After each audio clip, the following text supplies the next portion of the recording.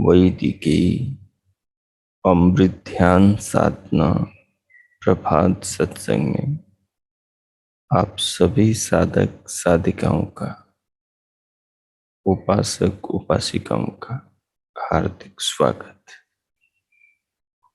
आइए पूर्व की भांति आज के ब्रह्म मुहूर्त में, आज की ब्रह्म वेला में भी हम उन महान प्रभु सर्वशक्तिमान संपूर्ण जगत के स्वामी जगदाधिपति जगदीश्वर सच्चिदानंद स्वरूप परमेश्वर के गुणों का गान करते हुए उनके उपकारों को जीवन में, जगत में, संसार में और शरीर में देखते हुए, अनुभव करते हुए, विचारते चिंतन करते हुए अपने हृदय को, अंतःकरण को पावन करें,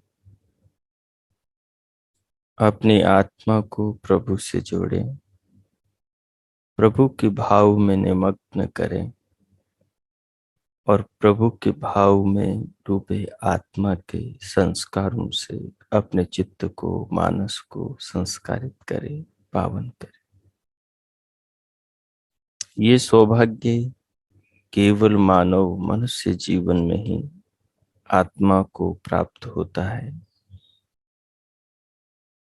कि सदा से सहायक परम पिता परमात्मा का परम मित्र, परम हितैषी जगदाधिपति जगदीश्वर के गुणों को वो गा सके, उसका धन्यवाद, उसके प्रति कृतज्ञता वो प्रकट कर सके।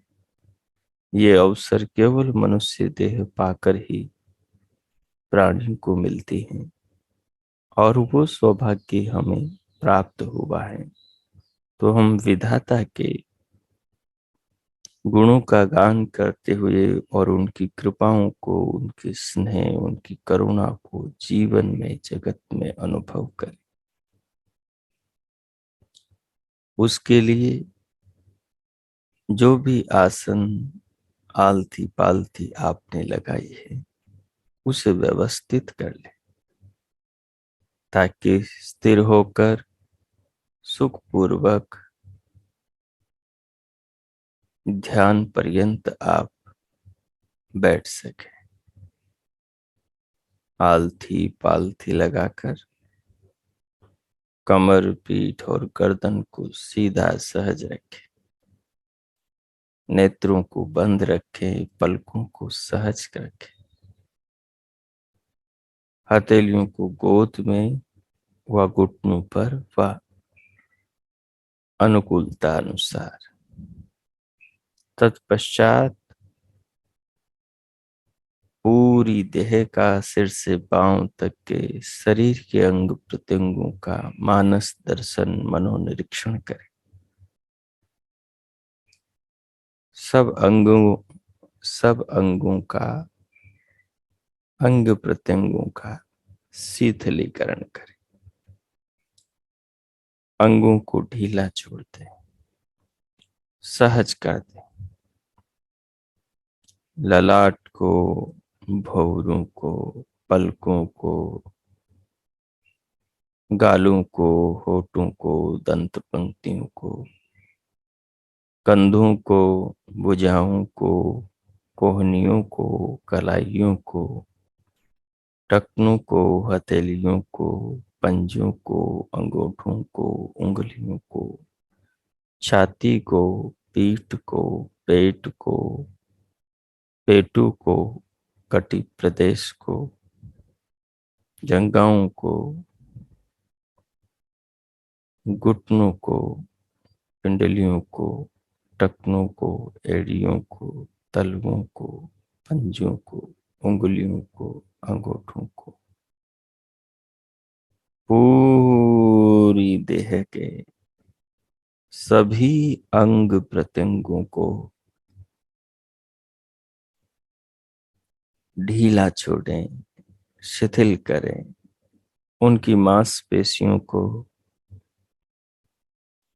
शिथिल करें। अंगों को एकदम ढीला छोड़ दें। तत्पश्चात बाहर से भीतर आने वाले प्राण वायु को, जीवनी शक्ति को लंबी गहरी लयबद्ध करें और धीरे धीरे बाहर से भीतर लें। लेते हुए जितना नथुनों से लेकर भीतर जहां तक श्वास को अनुभव कर सके, वहां तक मन को फैला दें। श्वास को अनुभव करें। श्वास को अनुभव करें और अनुभूति पर स्वयं को केंद्रित करें। श्वास के साथ साथ सिर से पांव तक के शरीर और अंग प्रत्यंगों को भी अनुभव करें। इससे धीरे धीरे आप भीतर से जुड़ते चले जाएंगे। चेतना बाहर से आत्मा भीतर के पदार्थों से, भीतर के जगत से संबंधित होने लगेगा। जितना भीतर के जगत से संबंधित होगा, उतना ही भीतर के जगत की अनुभूतियां पाएगा। तो श्वास के सहारे स्वयं को शरीर के भीतर उतारें। 3-4 बार श्वास धीरे धीरे लें। जब पूरा ले लें तो फिर धीरे धीरे प्रश्वास को भीतर से बाहर निकालें। फिर पुनः लें। इसी क्रम से 3-4 बार करें और श्वास और शरीर को अनुभव करें। दोनों ही परमात्मा का प्रेम है। दोनों ही परमात्मा की कृपा है। दोनों ही भगवान की परम सर्वश्रेष्ठ देन है। इसका अनुभव कर मैं मौन होता हूँ। 5 मिनट इसका अनुभव करें। हो।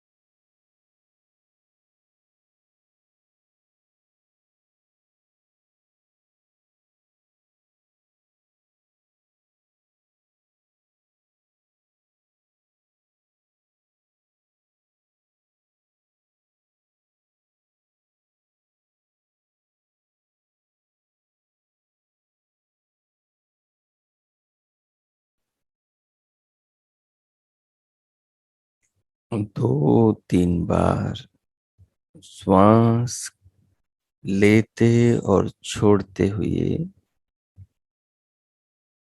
प्रयोग करने से भीतर दिव्यनाद सुनाई देने लगे। दिव्यनाद भी साथ में फिर सुनने लगना है और धीरे धीरे दिव्य प्रकाश भी दिखाई देने लगेगा। दिव्य प्रकाश को भी फिर देखना है। फिर दिव्य प्रकाश और दिव्यनाद को सुनते देखते हुए इसी प्रयोग को और तीन चार बार करना है। सो कीजिए।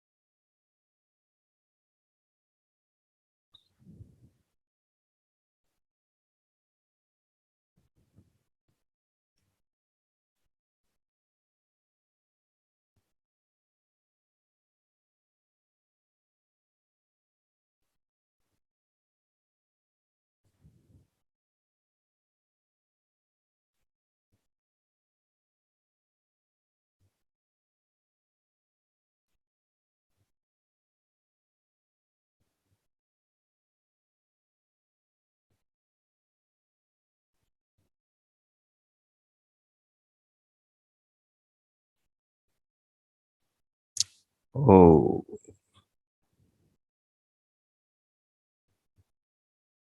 अब धीरे धीरे प्रयोग को करते हुए श्वास प्रश्वास के प्रयोग को तो गौण कर दें और दिव्यनाद दिव्य प्रकाश को सुनते देखते हुए अपने मानस में प्रभु के नाम का जप प्रारंभ करें। भगवान का ओम नाम का प्रणव का जाप भावना के साथ अर्थपूर्वक प्रारंभ करें। भावना होगी, अर्थ होगा कि प्रभु आप सर्वरक्षक हैं। हे प्रभु, आप सविता हैं, सकल जगत की उत्पत्ति करता और समग्र ऐश्वर्यों के दाता है। आप प्रसविता हैं, सब पदार्थों को उत्पन्न करने वाले हैं, उनको नाम रूप देने वाले हैं। सबको अपनी व्यवस्था और नियमों में बांधकर चलाने वाले, गति देने वाले आप सबके विकासक हैं। एक बीज अंकुरित होता है, पौधा बनता है, पौधे से पेड़ और वृक्ष होता है। पत्ते आते हैं, फिर फूल आते हैं, फिर फल आते हैं। बच्चों में, पशुओं में, पक्षियों में, वृक्षों में, जहां भी जो विकास दिखाई दे रहा है, बादलों में, ऋतुओं में, धरती पर, वस्तुओं में, प्राणियों में, शरीरों में जो विकास दिखाई दे रहा है, वो सब विकास के विकासक परमात्मा सविता देव,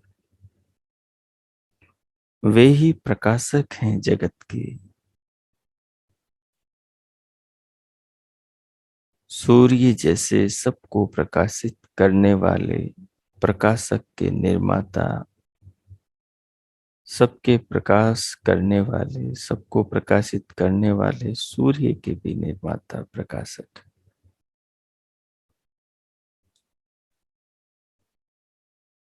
सो भगवान के इस रूप का,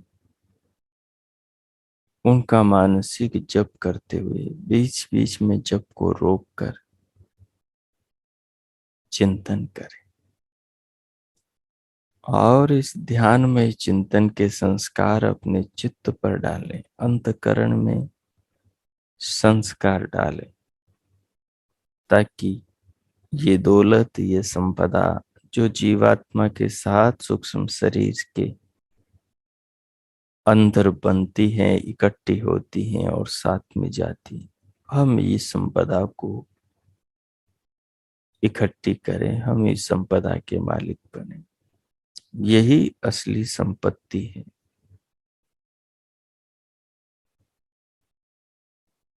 और भगवान के ध्यान से, शास्त्रों के मनन से ही शुद्ध शुक्ल पुण्य कर्माशय बनता है। सो अब मैं मौन होता हूं। प्रभु नाम ओम का, उसके अर्थ सर्वरक्षक भगवान का और प्रभु के सविता स्वरूप का ध्यान में चिंतन प्रभु का जप करते हुए करें। 4-5 मिनट तक मैं मौन होता हूं। आप 5 मिनट के इस प्रयोग को करें।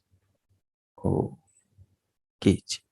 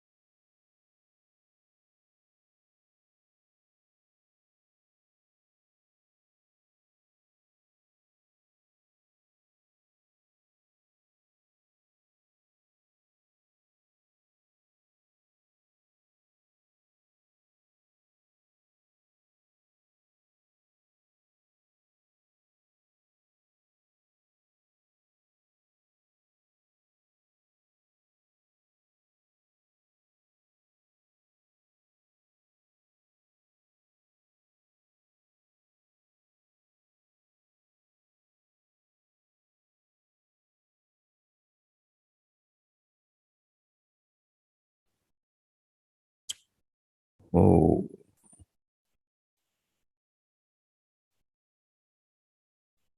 ओ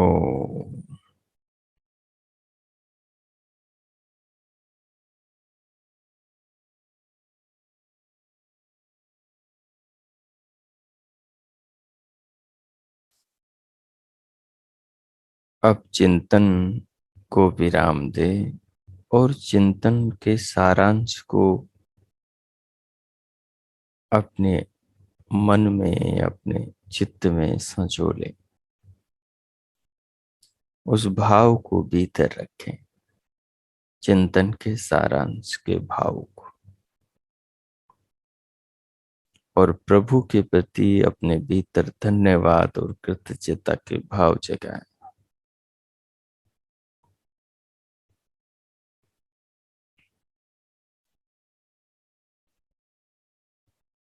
जो भाव हृदय में बने हैं, उन भावों को भगवान के प्रति अर्पण करें।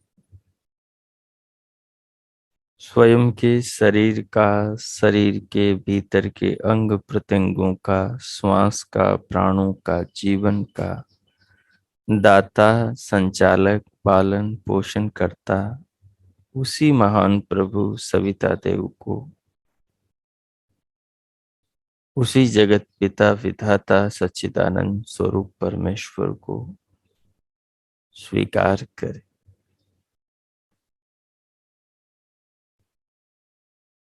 उन्हें जीवन के सब कामों में सर्वश्रेष्ठ स्मरणीय अनुभव करें। इस प्रकार की भावना हृदय में रखते हुए भगवान के प्रति स्वयं को समर्पित, श्रद्धावान, कृतज्ञ अनुभव करते हुए प्रभु के भाव में अपनी आत्मा को निमग्न हुआ अनुभव करते हुए अब भीतर से स्वयं को इस भाव के साथ बाहर लाएं, शरीर पर लाएं, अंग प्रत्यंगों पर लाएं। चाहे तो दोनों हथेलियों का घर्षण कर मुखमंडल का स्पर्श करें, उंगलियों के मध्य से पलकें खोलते हुए फिर स्क्रीन पर देखें।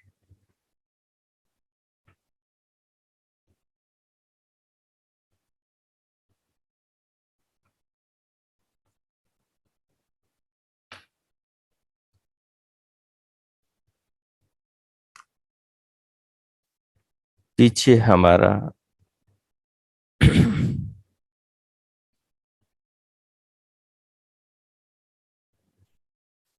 श्वेता स्वतर उपनिषद का द्वितीय अध्याय आरंभ हुआ। द्वितीय अध्याय में हमने प्रथम श्लोक का अध्ययन किया। ये प्रथम श्लोक भी हैं और मंत्र भी हैं। श्वेता स्वतर में है इसलिए हम इसको श्लोक बोल देते हैं। इनमें थोड़ा थोड़ा परिवर्तन होने के कारण श्लोक बोल देते हैं। बाकी ये वेद का सीधा मंत्र होने के कारण इसे हम मंत्र भी बोल सकते हैं। सो देखिए, दूसरा मंत्र है स्वर्ग की सीढ़ी। इसका विषय है कि स्वर्ग की सीढ़ी पर हम चढ़े। स्वर्ग कहते हैं सुख को, स्वर्ग कहते हैं मोक्ष को। एक स्वर्ग है जिसमें सांसारिक सुख मिलता है, वो धर्म का आचरण करने से, वो धर्म के कार्य करने से प्राप्त होता है। वो अच्छे नेक लोक उपकार के भले कर्मों से प्राप्त होता है। वो इस जन्म में और अगले जन्म में प्राप्त होता है, मनुष्य जन्म में, क्योंकि स्वर्ग केवल मनुष्य जन्म में ही मिलता है। अगर स्वर्ग चाहिए तो स्वर्ग को देने वाले कर्म करने पड़ते हैं, और उन कर्मों का फल स्वर्ग के रूप में मिलता है। स्वर्ग का मतलब सुख वैभव से परिपूर्ण वातावरण में जन्म, धन धान्य से परिपूर्ण वातावरण में जन्म, अच्छे सुख संपन्न बुद्धिमान धार्मिक माता पिता के घर में जन्म।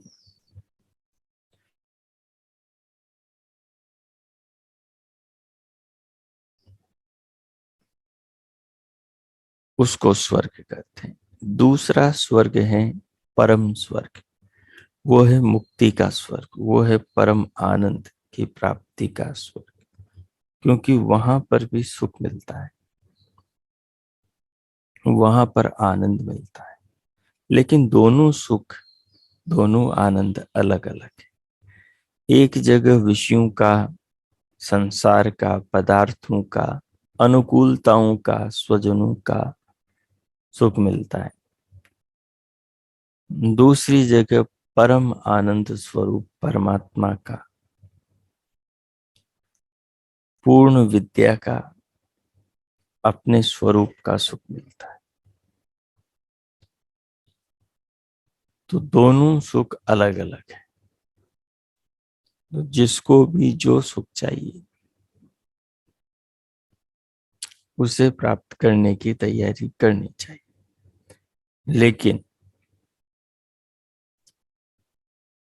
परम सुख की जो सीढ़ियां हैं वो लौकिक सुख की ओर से ही निकलती है। जो परम सुख की तैयारी करेंगे उनको लौकिक सुख तो जब तक शरीर रहेगा तब तक मिलेगा ही।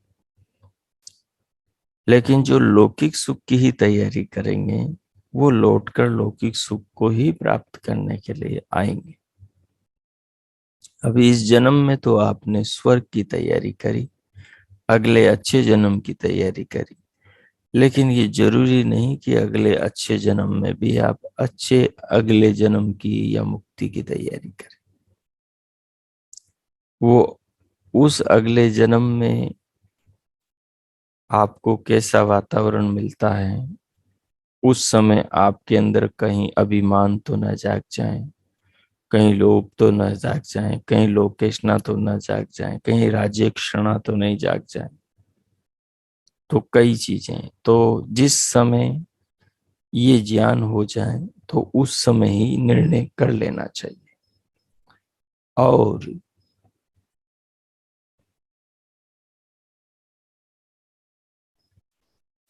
और निर्णय पूर्वक आगे बढ़ना चाहिए। सो आइए अब हम इस मंत्र का गान करते हैं। ओम युक्तेन मनसा वयम् देवस्य सवितुः सवे सुवर्गे याय शक्तया।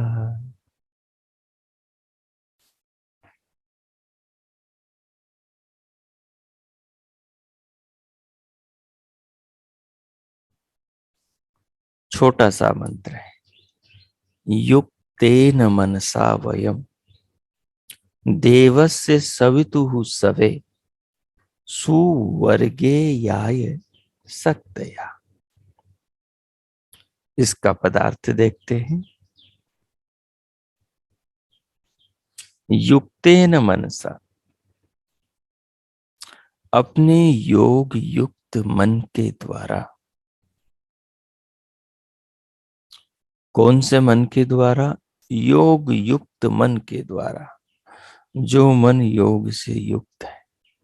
योग किसका नाम है? अष्टांग योग का नाम, जिसमें यम और नियम आते हैं। आसन, प्राणायाम, प्रत्याहार, धारणा, ध्यान और समाधि का चिंतन आता है।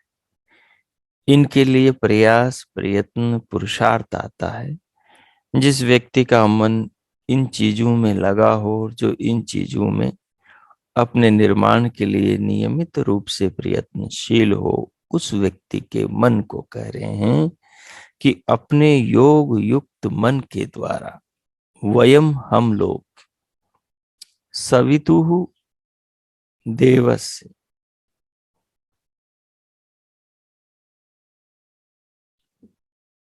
सवितुः देवस्य, जगत उत्पादक परम पिता परमात्मा की।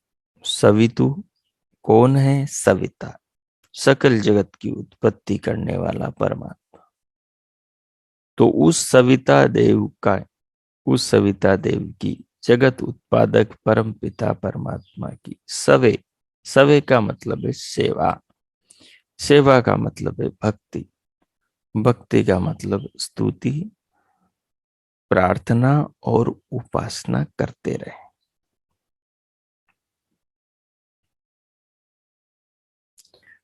भगवान की स्तुति तो उनके गुणों का गान है। उन्होंने जो हम पर उपकार किए हैं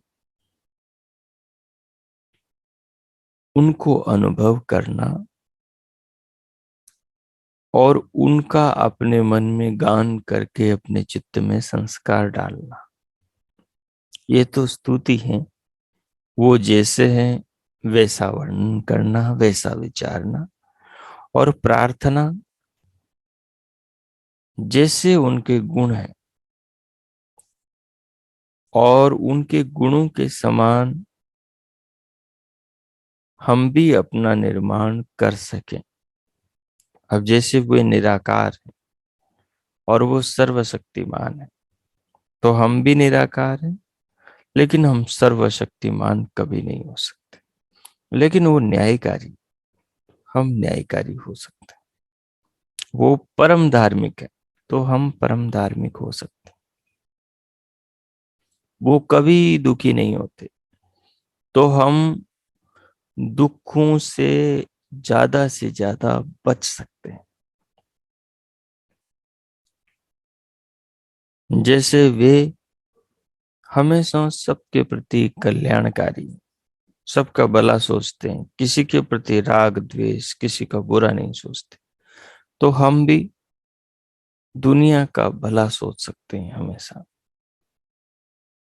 जैसे वे दुष्टों को दंड देते हैं, रुलाते हैं उनके सुधार के लिए, वैसे हम भी दुष्टों को दंड देकर रुलाने वाले बन सकते हैं, रुद्र बन सकते हैं।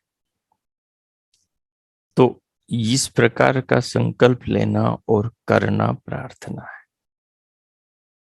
उपासना प्रार्थना के क्षणों में, स्तुति के क्षणों में, जब आत्मा परमात्मा से जुड़ा होता है, उसको अनुभव कर रहा होता है, उसके सुख को, उसके भाव अमृत का पान कर रहा होता है, वही उपासना है।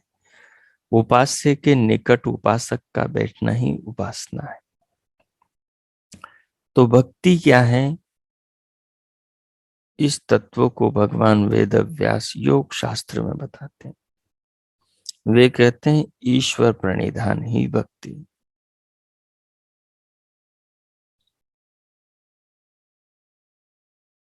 ईश्वर का प्रणिधान करना ईश्वर भक्ति है।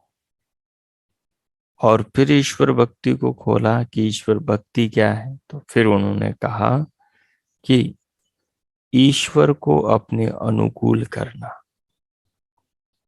और ईश्वर अनुकूल हुआ भक्त की समाधि लगवा देता है, यानी उसे तत्वों का साक्षात्कार करने की योग्यता प्रदान करता है।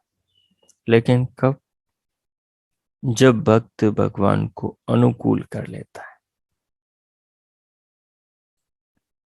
मुझे राजा को अनुकूल करना है, मुझे अपने गुरु जी को, अपने अध्यापक को, अपने माता पिता को अनुकूल करना है। तो कैसे अनुकूल होंगे? वो जो चाहते हैं वो मैं करूंगा तो वो मेरे अनुकूल हो जाएंगे। भगवान क्या चाहते हैं? यम और नियम के अनुसार हमारा जीवन हो, ये भगवान चाहते हैं। तो हम यम और नियमों को जीवन में जीना प्रारंभ कर देंगे, तो फिर हमारी वो साधना भक्ति की साधना हो जाएगी।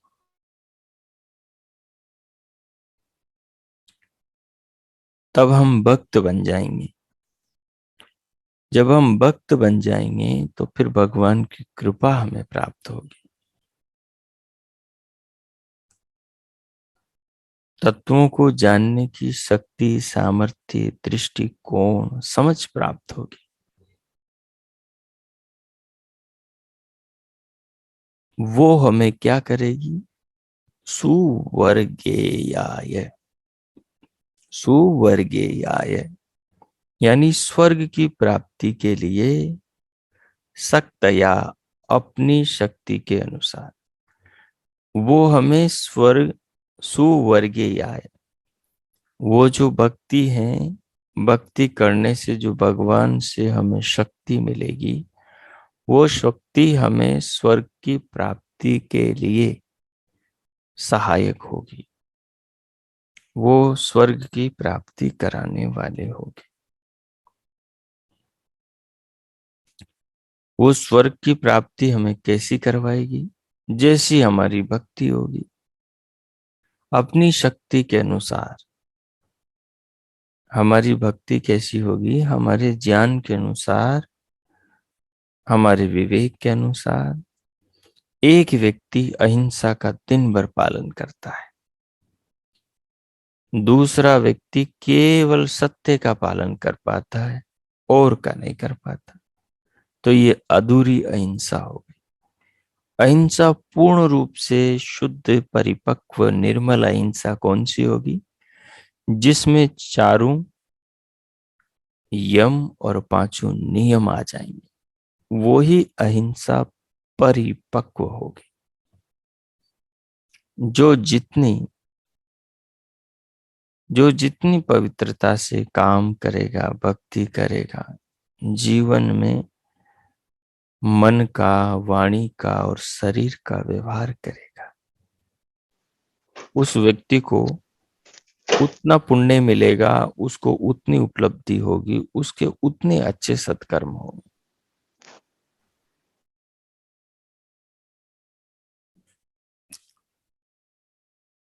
अब आगे देखिए, इसके भाव को पढ़ेंगे। तो युक्तेन मनसा, अपने योग युक्त मन के द्वारा हम सवितुः देवस्य जगत उत्पादक परम पिता परमात्मा की सवे सेवा, भक्ति, स्तुति, प्रार्थना, उपासना करते हैं। उससे क्या होगा? सुवर्गेयाय, स्वर्ग की प्राप्ति की शक्ति हमें प्राप्त होगी हमारी साधना के अनुसार।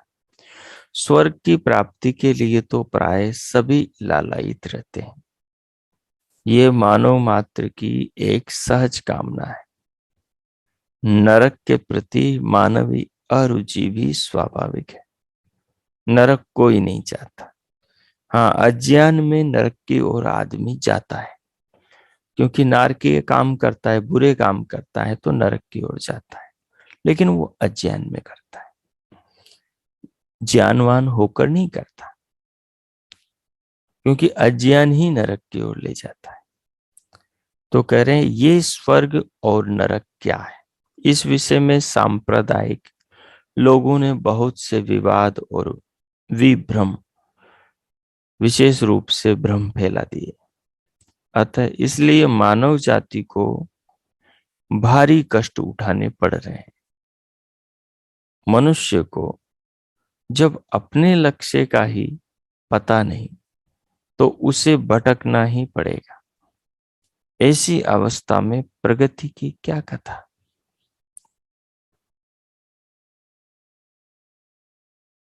महर्षि दयानंद जी ने इस समस्या को सुलझाते हुए स्वर्ग नरक के स्वरूप को बताया। जो विशेष सुख और सुख की सामग्री को जीव का प्राप्त होना है, वही स्वर्ग कहलाता है। जो विशेष सुख और सुख की सामग्री को या सामग्री का जीव को प्राप्त होना है, वही स्वर्ग कहलाता है। नरक जो विशेष दुख और दुख की सामग्री को जीव का प्राप्त होना है, उसको नरक कहते हैं।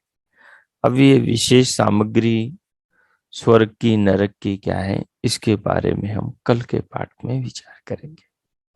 आज का मंत्र बड़ा सरल है, बहुत सीधा है, इसको आप अच्छे से पढ़ लें और नोटबुक में लिख लें, स्मरण कर लें और ध्यान में उपासना में बैठकर फिर इसका चिंतन करें। शेष पाठ को हम कल करेंगे। अब आज के पाठ को आत्मसात करते हुए शांति पाठ करेंगे। प्रभु का धन्यवाद करते हुए नेत्र बंद कर लें।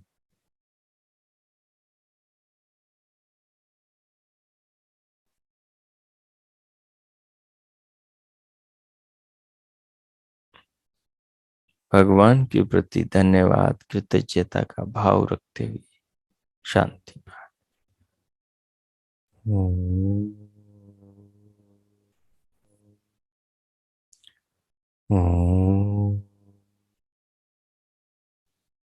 ओम शांति शांति शांति। ओ आज का आप सबका दिन शुभ हो, मंगलमय हो। प्रभु से सबके लिए बहुत बहुत मंगल कामनाएं, बहुत बहुत शुभकामनाएं। इस ज्ञान को हम जीवन के निर्माण में सहायता देने वाला समझें। ज्ञान है तो जीवन श्रेष्ठ है, ज्ञान नहीं है तो फिर जीवन अज्ञान में जाएगा।